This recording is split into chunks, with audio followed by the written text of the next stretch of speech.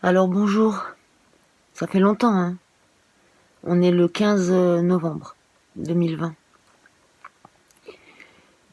J'enregistre ça vite fait, un peu à l'arrache, parce que je le dis pas, je le montre pas à mes gamins, pas trop. Mais là, ce soir, je le ressens bien. J'ai la trouille. Je suis... Tout simplement, c'est bête, hein. Lundi, je commence des essais cliniques. Je vais tester un nouveau traitement, comme un cobaye donc. Et j'aurai 4 heures de route aller-retour, tous les 15 jours.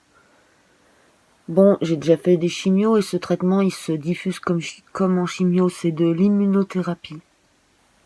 On va essayer de réveiller mes défenses immunitaires pour qu'elles attaquent elles-mêmes la tumeur et les métastases. Mais n'empêche qu'elle est toute seule là-bas, et pour la première fois, eh ben, je me sens comme une enfant. Ouais, c'est ça, c'est être tout seul en fait, je crois.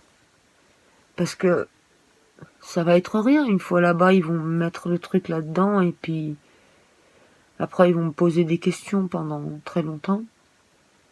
Mais ouais, tout ça, ça n'empêche que je me sens comme une enfant face à l'inconnu. Alors je me suis dit que peut-être il fallait que je l'exprime ça pour la chaîne. Parce que c'est vrai, le ressenti c'est... Puis rien que d'en parler, ben, ça me fait déjà du bien, c'est drôle.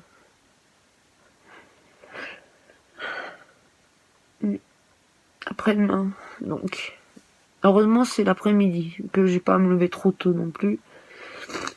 Mais bon, voilà. Allez, à bientôt.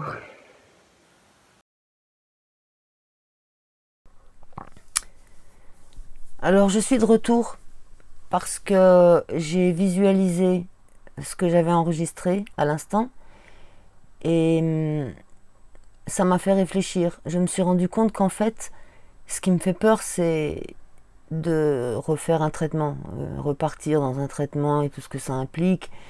Et surtout que là, il y a beaucoup d'inconnus quand même. Je teste un produit. Ouais, il y a beaucoup d'inconnus. Ça, c'est très inquiétant. Et puis oui, c'est le fait de repartir dans un traitement, je pense, qui m'embête. Surtout que là, c'est 4 fois plus loin que là où je faisais mes chimios. Ça me saoule. Bref. Entre-temps, j'ai parlé avec ma fille, la petite dernière, qui a 16 ans, longuement.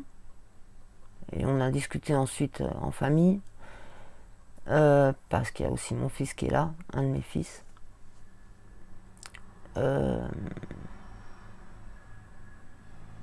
Elle m'a proposé de venir avec moi, mais je pense pas que ce sera toléré à cause du Covid. Bref, je vais mieux. Et voilà, mon petit moment de pleurs est passé, et puis je vais mieux.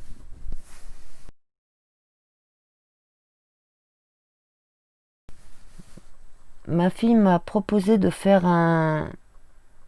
demandé de faire un journal de bord. Elle m'a dit que ça pourrait lui plaire et leur plaire à tous mes enfants de voir un peu qu'est-ce que je vis au quotidien vraiment.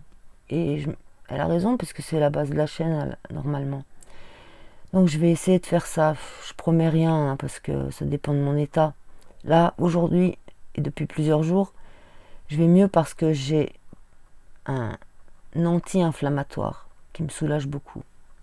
Ce qui m'énerve, c'est que c'est moi qui ai eu l'idée de demander cet anti-inflammatoire.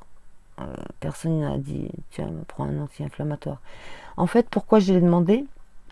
J'avais une sensation croissante de brûlure un peu partout vaginalement. Et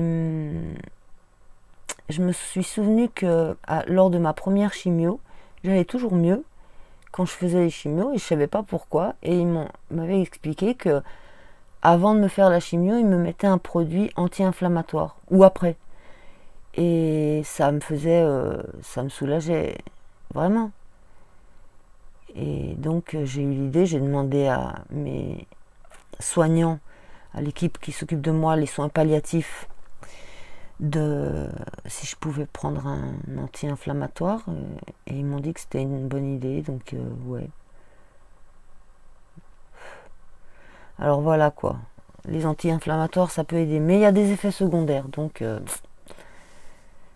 les effets secondaires, c'est des brûlures à l'estomac ou à l'ésophage, et c'est très désagréable. Bref, voilà pour aujourd'hui, 15 novembre 2020. Et on verra si ce journal de bord prend vie. Ciao.